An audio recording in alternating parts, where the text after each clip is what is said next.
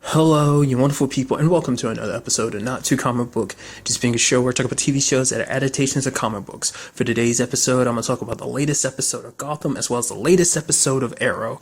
Like always, if I talk about something that you want to listen to, you can always look in the description down below. I include the time when I start talking about each of the respective shows. So, for example, if you want to hear what I say about this week's episode of Gotham, you can skip to what I had to say about this week's episode of Arrow. But the first thing I'm going to talk about is this week's episode of Gotham.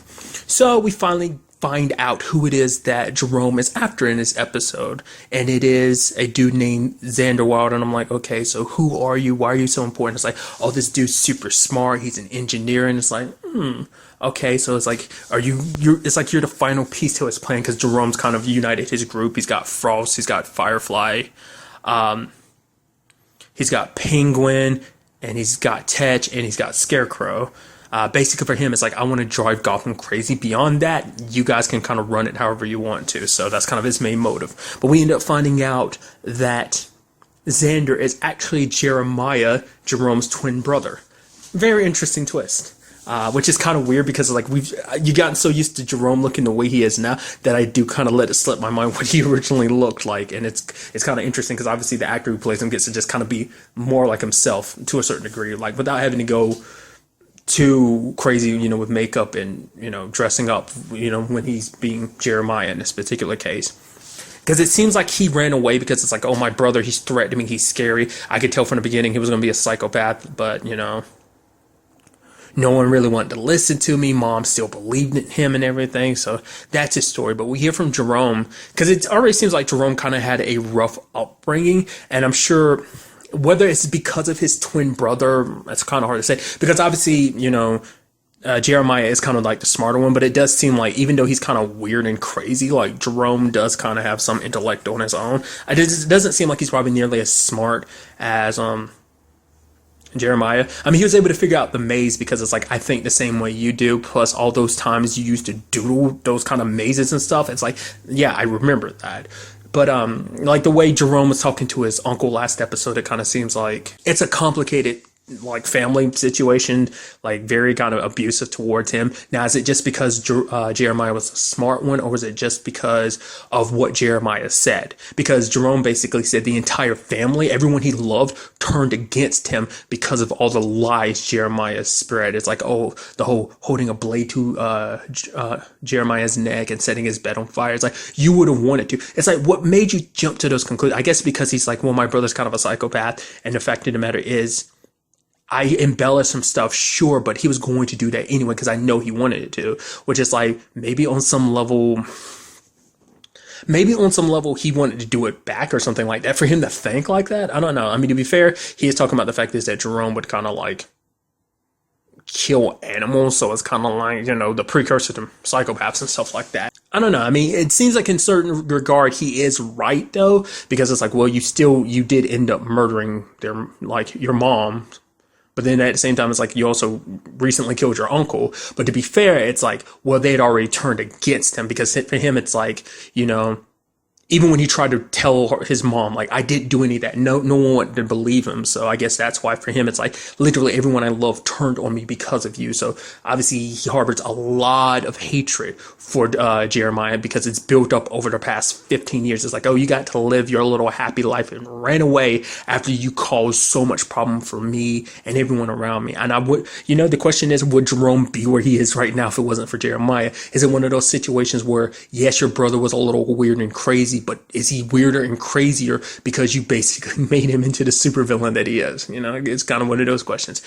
Chicken before the egg type of thing. Did the chicken come before the egg type of thing? So I was kind of interested to find out, like, it's like, okay, what's Jerome's plan? It's like, oh, he's going to make everyone crazy. I was like, oh, what's he going to do? Is he going to take the Tetch virus? Because like we see it at the end. I'm like, oh, is he combining the Tetch virus? The Alice virus. No, it is the Tetch virus.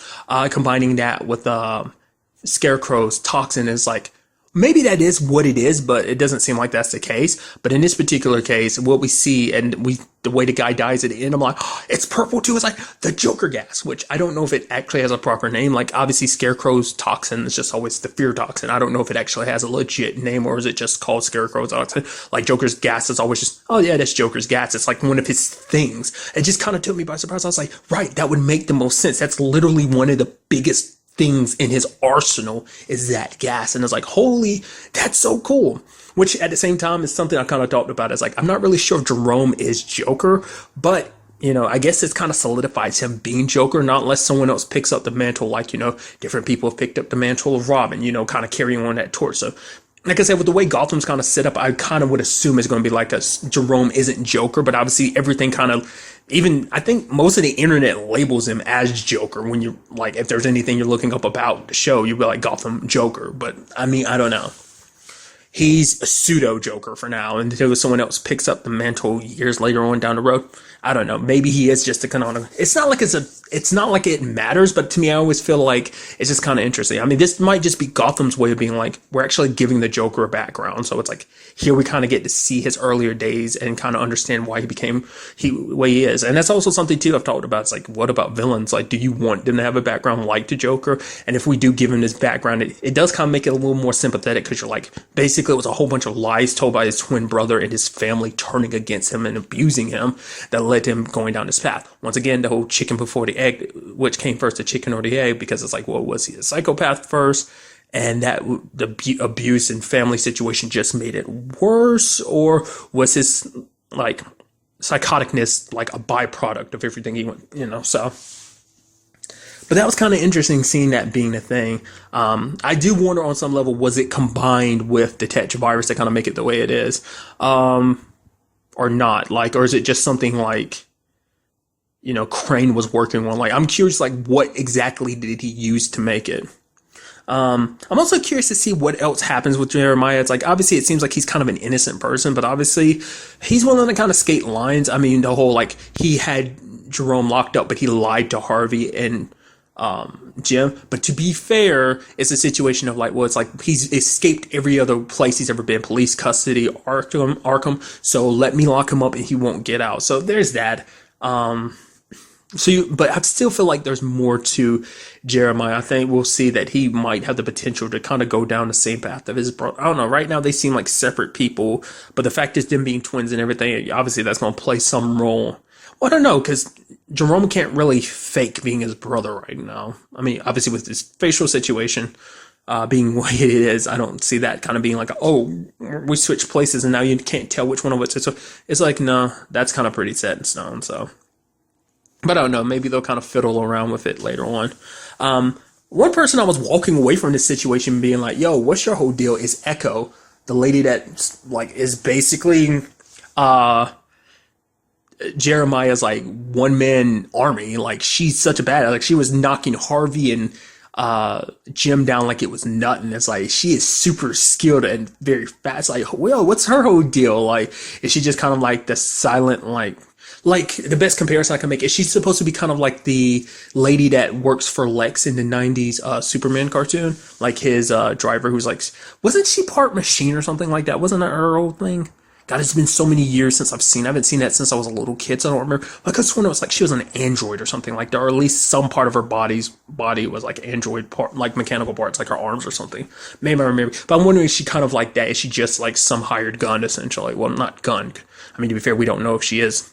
I guess she's kind of like Jeremiah's equivalency to Zaz, I guess would be the kind of best comparison, which is something I didn't even think about when the whole like thing with Sophia was going down. I was like, what about Zaz? I guess he kind of went on the ground because like his boss is kind of taken care of, so he's kind of like, you're kind of out on a limb here, so I don't know. I do like in this episode we do have like, obviously Bruce was kind of getting involved, but then like you had like Jim being like, yo, don't get involved any further or I'll press charges, which I think is kind of interesting. Because it's something, I don't know if I really brought that up or not this season or not, but I'm curious, is this going to be like, is Gotham's canon going to be like, Jim knows that Bruce is Batman type of thing, you know? Especially all the stuff. I mean, he hasn't really seen Bruce in action. He sees Bruce doing stuff now, but it's like, he hasn't really seen Bruce full vigilante mode. Obviously, they've crossed paths, but he doesn't know. So I'm curious, because obviously, like, that's going to be something we'll see going forward, too. Like, obviously, Bruce burned his mask,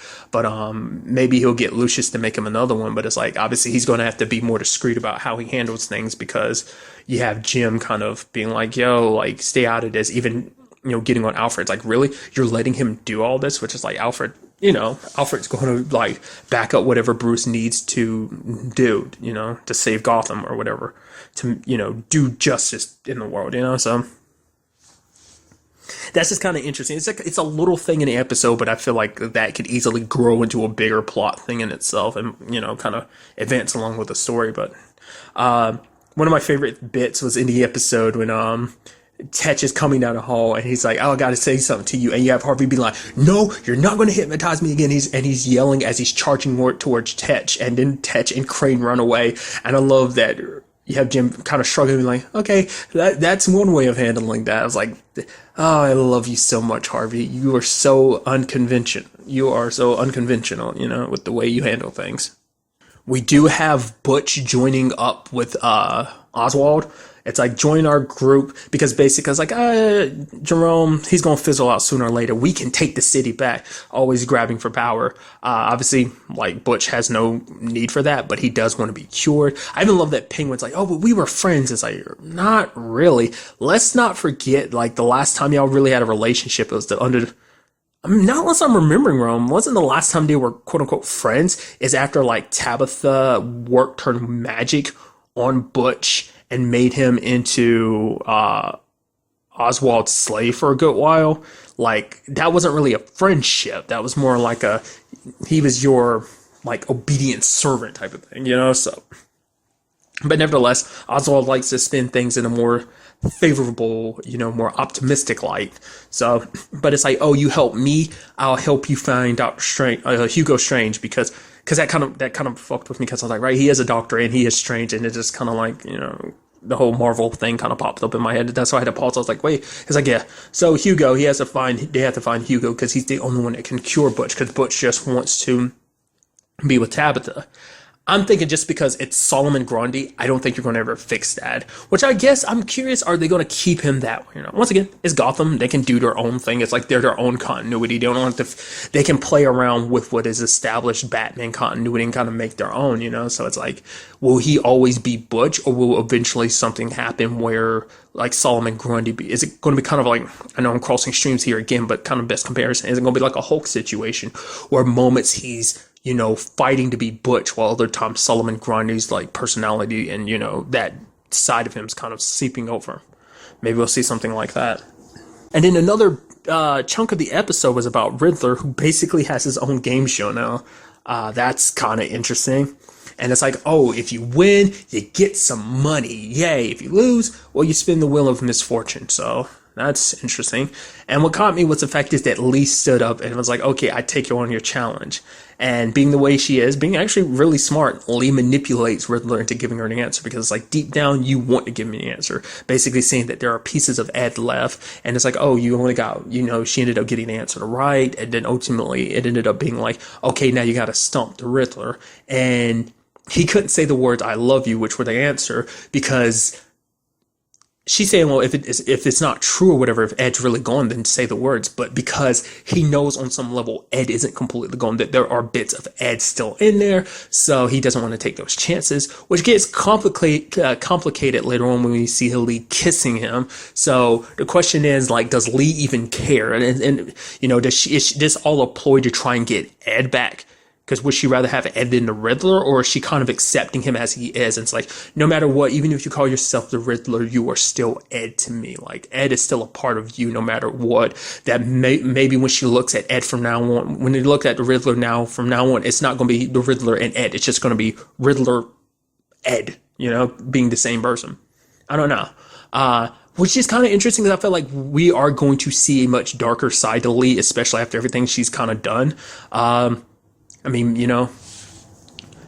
power corrupts absolutely. So maybe that's what we're seeing. I don't know. Like, cause before, like, everything Lee did was because it's like, no, she wants to help the people of the Narrows, which ultimately what she's doing now, because it seems like, oh, what's your most banks you've ever robbed? And I was like, well, for him, it's like 3 in a given time. And it's like, oh, so it seems like they're going to be stealing a lot of money, but to give it to the Narrows. So it's kind of like, it's towards a good cause, ends justify the means type of thing. So, but I feel like ever since the last season, we've really kind of saw that darker side of Lee. Ever since the virus released kind of her darker side last season, I feel like it brought to the surface something that I think Lee never recognized in herself. Like, obviously, that's something that Gotham kind of brought out of Jim. I think it brings out the darkness in everybody, and it all comes down to what you do with that darkness, whether you submit to it or whether you yield it, whether you utilize it, like Bruce is kind of doing.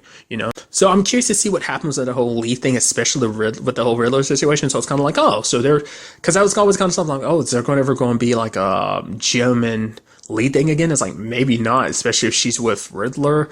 And I guess it's less messy this way too, because it's like, well, he doesn't have to worry about her trying to sway him back to being Ed. It's like, no, she wants me as me. And it's like, we're going to be partners in this whole thing. So very curious to see where that all heads. And not just that, like everything, along with like Jerome's Joker gas, as well as what him and his group, his what is it, Legion of Horrible. And I'm like, I thank you for that. It's just like, it's so good. Makes you wonder, did they do that on purpose not to really say Legion of Doom just because of the whole Arrowverse situation where the Legion of Doom has already been set up? Or are they just do it? I mean, obviously it's meant to be fun either way. It's just kind of like, oh, dancing around it. It's like, I know what you really mean. You're setting up your little Legion of Doom, but still, Legion of Horrible, I really appreciate too, so. Because let's not forget, he already had another group that kind of blew up in his face. What was that? Back in season 2, so. What were they called again? I'm blanking on it. The Maniacs, right? Wasn't that their thing? So I don't know. Nevertheless, I'm very interested to see what goes down with all of this going forward. So. And now moving on to this week's episode of Arrow, a great episode. Great and shitty at the same time. Great just because of everything that went down in it, but obviously everything went down in it was shitty. It's like you thought things could not get worse for Team Arrow, and it does. It's like, holy, because I was thinking the entire time, I'm like, what the hell is up with John this episode? He's got like a stick up his butt. Like, what the, you get so bent out of shape. It's just a hood. And especially when Oliver finally explains, it's like, okay, truth be told, it's not just a cloth. Hey, this is part of me and everything. And I'm like, oh, it's like, okay, finally John understands, but I'm like, nah, it still bothers him. Even he was like, I don't know what's bothering me. I was thinking like, is this some like side effect from the drugs he got from like Diaz? I was like, is this some like, is it kind of pumping his like adrenaline or something? Is he just going aggro the way he was acting in the field? It's just like, holy crap. I was like, I don't get this. And it finally comes out what this has all been about. It's because he doesn't agree with the way Oliver's been running things. Basically the same thing as the other team. But that's because this is the biggest break. Like obviously with Team New Arrow, like obviously Renee, Dinah, and Curtis, that hit, but not to this extent. Literally, Oliver is losing allies. He literally has only Felicity now. Like, obviously, him and Curtis's team are on decent terms now, but like, he doesn't even have Thea anymore. Thea and Roy are gone. Like, he's literally in this on his own. And it's just like I'm so conflicted because I get where John's coming from. No, fuck that. I don't. It's like, he's basically second guessing everything Oliver's ever done. He's like, oh, Oliver, you've always done this and I've always had your back. I've always had faith in you. But the fact of the matter is there's always felt something was kind of like, that I shouldn't, I should go with my own gut. And it's like, what, like, personally, I'm like, that shouldn't matter. You weren't the one that started this. This wasn't your fight.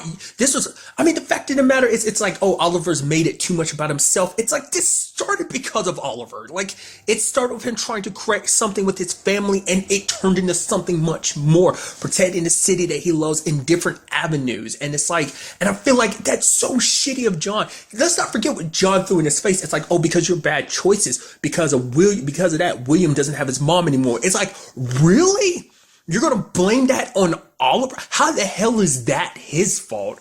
To be fair, it's going to go back to that whole system of things of like, because he ended up giving birth to Adrian Chase, and that led to the Leanne Yu situation. And it's like, dude, that sucks. Because even Diggle admits it's not right. The fact is that I'm stacking all this on top of you when so many people don't trust you. But even it's like, it's not fair and it's not right. I'm like, fuck everybody. I'm like Team Arrow all the way. Like, people can say, like Oliver's got his faults. Yes, he does. But even Diggle's like, you've grown into a better person. I'm glad that the Green Arrow completes you. But the fact of the matter is, you've made it so much about you. You that basically almost making it seem like Oliver is selfish, that he's not putting the city first. And it's like, that is so messed up. Because I feel like that same argument can be made about any of the other heroes. It's like, oh, I legitimately feel like that, because it's like, you saying that, like, would you say the same thing to Barry or Kara? Like, because they've got their own personal lives and stuff like that, like, 'cause that's what it feels like to me. Maybe that's not how but to me, it comes off like you're attacking him because of all these aspects of himself, like trying to be a better person. I think being a better person helped make him a better hero. And it's just because it's like, because he brought up something too, because he was like, oh yeah, like he could do, like, because basically in his mind it's like, I could do better. But it's like, you lied about you not being 100%. That almost got Renee severely hurt if Oliver hadn't stepped in. But then it's like, oh, you want to talk about Renee? What about the fact that you beat the crap out of him? It's like, but the fact, it sucks, because there's so much stuff stacked against him. Not only does he have the teams against him, he has freaking Diaz and Anna totally against him. And obviously they don't know it, but Laurel too. And it's just, I feel like it's like Oliver's getting the shitty end of the deal. Like, obviously him and John went to blows, which I'm not surprised with everything kind of getting heated to the point it was. But even Felicity's like, don't do this, because this is a blow to Team Arrow like nothing before, is what I'm talking about. Because Diggle is like a brother to him. He's thought of him as a brother. They've been through this since the beginning. Like when Diggle was just his driver, kind of his bodyguard, and then finally, became a part of this. And it just sucks that we've come to this.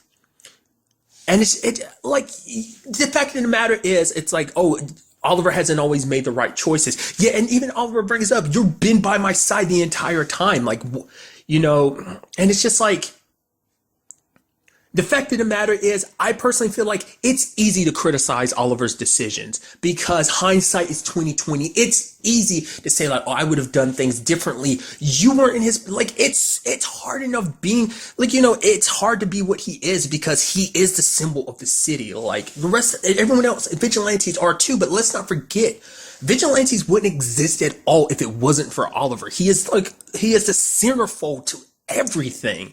He helped forge Barry into the superhero he's in. I can't take it, dude. I feel so heartbroken about that. And it's like, especially by the person that he's trusted the most. Even when the team split, Diggle had his back. And it's like, now Oliver's on his own. I mean, not even on his own. He has Felicity, but that even terrifies you. It's like, I'm sure that's going to rattle off in the back of like Oliver's mind, like, holy shit, like, what's going to happen? Like, eventually, am I going to end up pushing William and Felicity away? Like, am I going to end up alone? Like I said, he literally has no one but them now. His family, his wife, his son. That's all he has left. And it's like, that sucks so damn much. I mean, because it's a common theme that keeps coming up in the episode. It's like, Diaz has already won. You just don't even know it yet. And it's like, he fires the ADA and he fires Hill. And then that kind of comes, because it's like, well, for one, each one of them has their own reason. Like, obviously, Hill's trying to protect her family, because it's like, she got pictures of her niece. And it's like, no, I got to protect my family. The ADA is like, his son has leukemia. He needs the money. I even like that line from Oliver. I was like, oh, yeah. Was when he was like, oh, what are you going to do? Protect us as a Green Arrow? He's like, if I was the Green Arrow, you wouldn't want to be in this room right now. Either one of you. I'm like, oh, that's so good. But obviously now this decision is coming back to bite him in the ass because of Laurel, because she kind of gave the legal advice to kind of do what she's doing. And it sucks, dude. It's like, how do you win? How do you come back from this when everyone's kind of going their separate way? Like, this is literally a repeat of season 4's finale. This was the state of Team Arrow. Like, it was just Oliver and Felicity. But then we might be getting to that point. Like, obviously, in that other future, like, John's son becomes the Green Arrow. I mean, once again, that's the whole thing. Like, to be fair, the timeline is always changing. But for right now, that's the continuity. It's like Star City 2049 about older Oliver. And then, like, John Jr. being the Green Arrow, John being gone. Which, the way things are now, like, that adds certain elements to it, too. Because it's like, where we are with the current timeline, let's not forget where Argus stands. And now we have John working with Argus, well, in particular, Lila. And it's like, we see where, like, in Zari's time, like, where Argus stands. And it's like, so is John going to be one of the leading forces making it like that. Like I brought up too, is like, is it someone else who takes the position from Lila that does that? Like, does the government take more control of it? Does someone else step in the way? Or is this the direction that Lila and Diggle take it, you know? Because I can't remember, like, isn't like Zari's time like 4 or 5 years before 2049? Cause ain't it like 2044 or 2043, something like that she's from? So it's a couple years before the Star City thing. So it could just be like, I don't know. Like I said, I just feel like Oliver's getting the raw end of the deal. Like, yes, like I said, I can't, like, I can try and understand where Diggle comes from, but I completely disagree. Maybe I have favoritism. I mean, maybe that's what that is. Maybe because to me, I can't help it. Because to me, I just feel like all you're doing is complaining. Because the fact of the matter is, Oliver has put so much before himself before now. Like, I feel like it's almost bad to be like, oh, it's terrible that a superhero is selfish. It's like, oh yeah, you become a better person, but you become a worse superhero. It's like, if you don't have that aspect of yourself, I feel like that's an aspect Kara's struggling with right now. It's a whole struggle of Kara versus Supergirl. Like, I don't know. Like I said, maybe I'm not interpreting it the way Diggle is, but to me, it feels like you're attacking Oliver for being Oliver instead of just like being the best Green Arrow he can be, rather than just being the best person in general, which I once again feel like it influences him to make him the best Green Arrow. I feel like, oh yeah, you're just complaining. You're complaining. And it's like, don't get me wrong, I love my boy Diggle, but dude, even with the split, I was always like, I know like there's fault on both sides, but I'm still leaning more towards Team Arrow, because obviously like there's fault with Renee and everything. It's just shitty circumstances. And once again, like I said, I didn't know where they were going to come back before now. It's like where we stand now, it's even worse. But the point I was making up earlier, God, I completely went on a tangent, was like, this might be us setting up William to kind of take over. Like, he might feel like no one's there to have his dad's back, so he might feel like I have to be the one to have my dad's back. So he might step up to help. That might be direction. I feel like since that's what they might do with William in the long run, I don't know. I mean, obviously Oliver won't be so quick to want to do that, but he might not have a choice in the matter. Like, he has some allies here and there, but currently, like, his core team, the people he trusts the most, like, none of them are standing beside him except for Felicity. And it's just like, I mean, he still has Quentin, and that's, like I said, he literally only has them. He doesn't have anyone else. And even the Quentin thing's kind of like, well, that's kind of slippery because of the whole Laurel situation, which you have him trying to change Laurel, not realizing that she's playing them. Because she is trying to, whether she really realized it or not, she was trying to fit that role of Laurel, because she wanted to be that Laurel for him. Because when he looks at her, he sees his Laurel, but when she looks at him, she sees her dad, the dad she never really got to know. So she's kind of making up for it. So she is trying to be that Laurel, but you have Diaz being like, no, you don't have to change. You're perfect the way you are. Like, this is the Laurel you should be, you know? This, being the bad guy that you are. But you do see that Laurel is a little conflicted by, obviously this episode seeming like she's choosing more of that side. But I think when it comes to Lance, she's a lot more divisive than she would kind of let on to believe. And it's just, dude. Then you also have the whole situation with Dinah and, Curtis. Like, obviously the last bit of the cops that were good cops got fired. That includes Nick, finds out about Curtis, because the conversation comes up. He's like, yeah, I don't like vigilantes. Vigilantes are the same as dirty cops. And Curtis is like, really? I mean, I think, vigilante is a little bit better. It's like, no, they're criminals. They break the law. And it's like, okay. And it brought up a good point.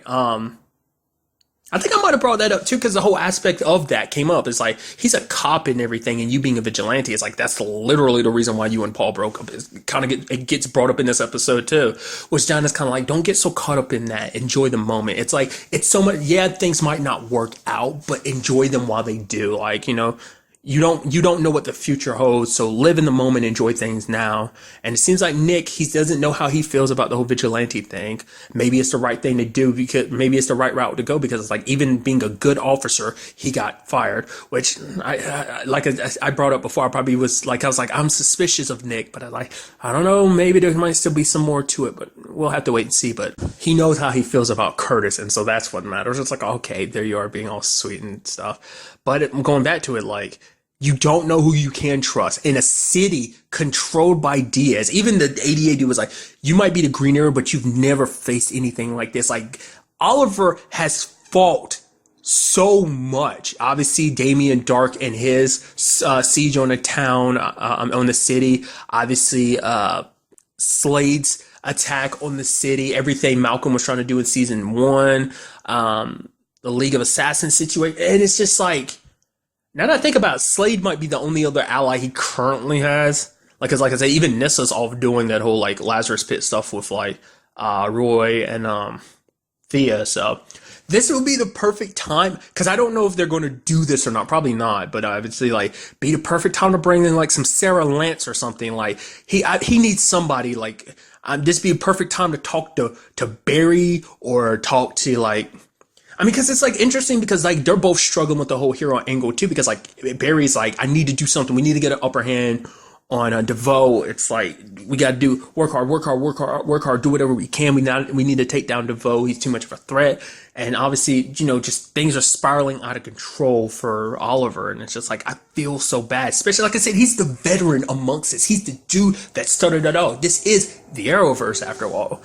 It's kind of like. This would be just as sucky if we had Batman or Superman in this situation. It's like that level of like, holy crap, that everything is falling apart. Like, and like I said, it's shitty, but from a storytelling perspective, it's so good. It adds that flair, that drama, just like, I'm literally like, holy crap. Where is this going to take us going from here?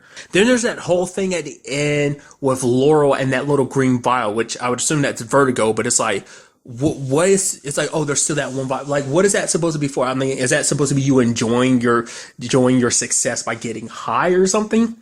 And that's a crazy thing too when you actually think about it. Diaz is one of those villains that's like, actually, I haven't popped up that much. He's kind of like Caden. Caden didn't pop up that much. But it's like I feel like Diaz has kind of been the most like behind the shadows antagonist. I mean, to be fair, it's been a while since I've seen the earlier seasons, but I feel like Damien Dark was super freaking active in season 4. But like, I feel like Diaz is just kind of like, oh, you just thought he was some dude. And now it's like, oh yeah, he's actually kind of been like a super mastermind behind so much.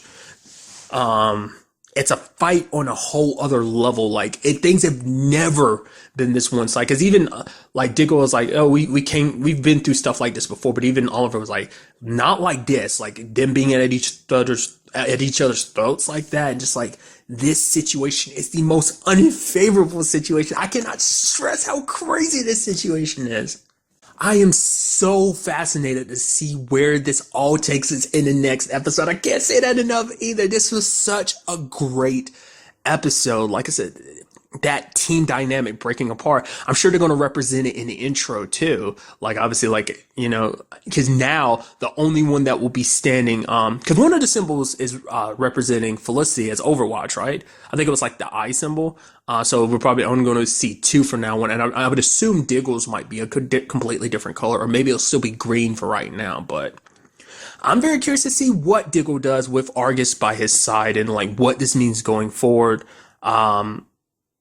Like I said, Diggle's trying to be the best version of himself too, but I'm like, I feel like, yeah, it's one of those situations like, yeah, you're thinking you're doing the right thing. And I just feel like you're being a hypocrite because you're blaming Oliver for doing the same thing. You're saying it's making him a terrible hero, but I feel like you're saying you doing this is going to make you a good and better hero. It's like, especially when he had, like, especially because not forget when he put on the hood first, like he didn't make the decisions he needed to until like Oliver talked to him like, okay, like you have to make those split choices, and that made things, so it's like, I don't know, man. It just leaves me so conflicted. Holy shit. That's all I can say is holy shit.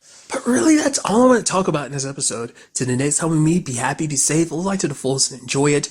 Good day and goodbye.